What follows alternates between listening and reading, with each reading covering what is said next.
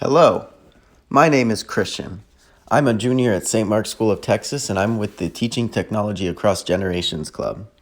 Today I'm going to be showing you how to best operate and maximize the phone app. I will be using an iOS device. However, for Android devices, it's a very similar process. We're going to be starting with the Favorites app. I've added a feature to my phone that lets you see where my finger is tapping, so that way you can see what I'm doing. So, starting with the Favorites tab, as you can see, there's 5 tabs at the bottom, and we're starting with the first one there, Favorites. Favorites is a way to have easy access to contacts that you want to talk to more than most. That way, instead of having to sift through your probably massive contacts list, you can just select from these few people. I only have one on my favorites list. However, most people will probably have around 6 or 7. Usually it's family members and close friends. This button on the top left, the plus, if you can see that, there it is. That lets me add contacts to my favorites. So I'm looking through all of these, and that way, for example, let's say I want Apple, yes, the company, as one of my favorites. I can just add their number to favorites, and there they are. Now, I don't think that they're probably a good contact for favorites, so I'm going to remove them. And the way to remove them is by sliding right on here.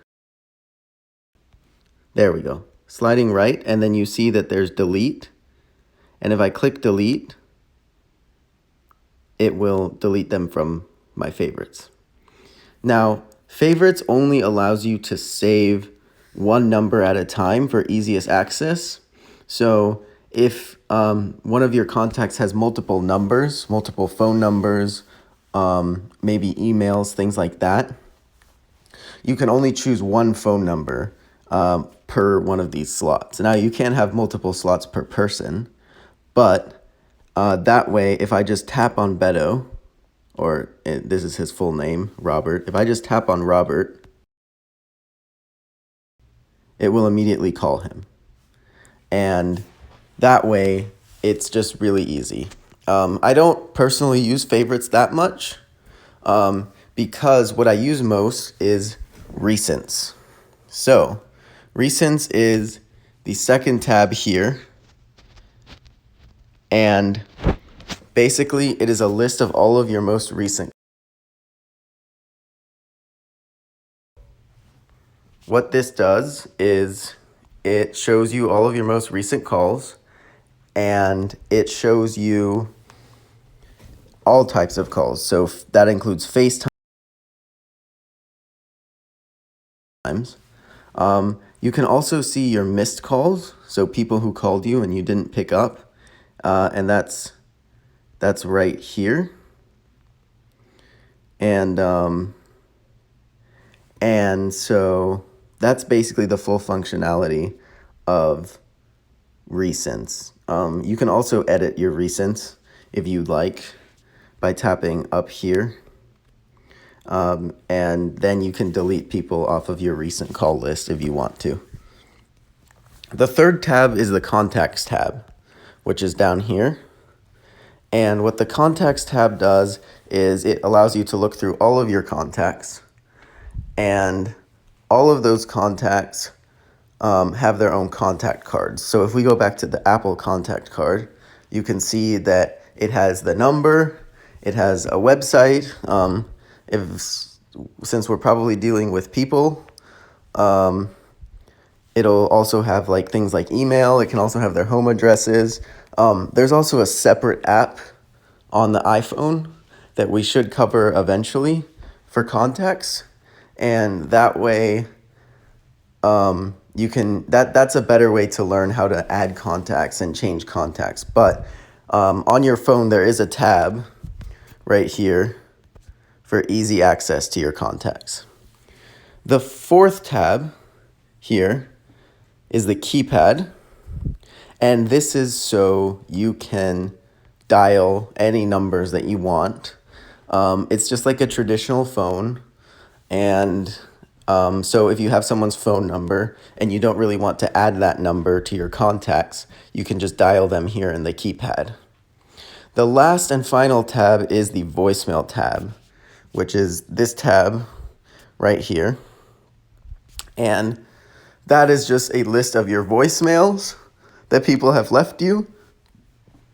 If you can see, if you tap on a voicemail, you can see a transcription of the voicemail. You can also delete it and call them back and things like that, and listen to it here. And that's what voicemails does. Now, I'm going to take everyone to my Photos app. If you could just give me a second. There we go. And so I have a few pictures here. So this is mimicking a call.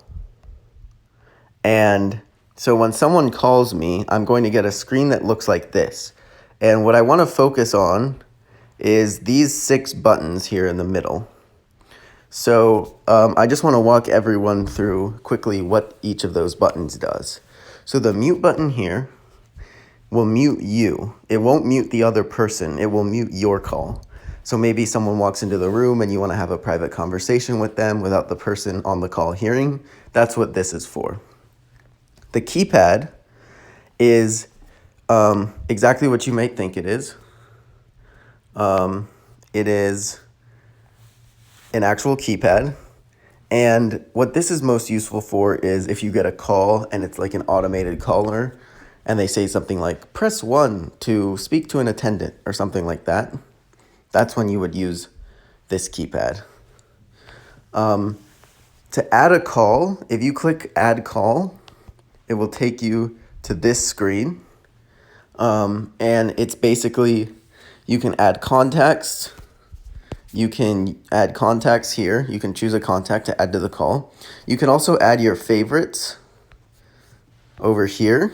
You can add your recents over here. And you can also dial someone to add to the call over down there on a keypad. And let's see.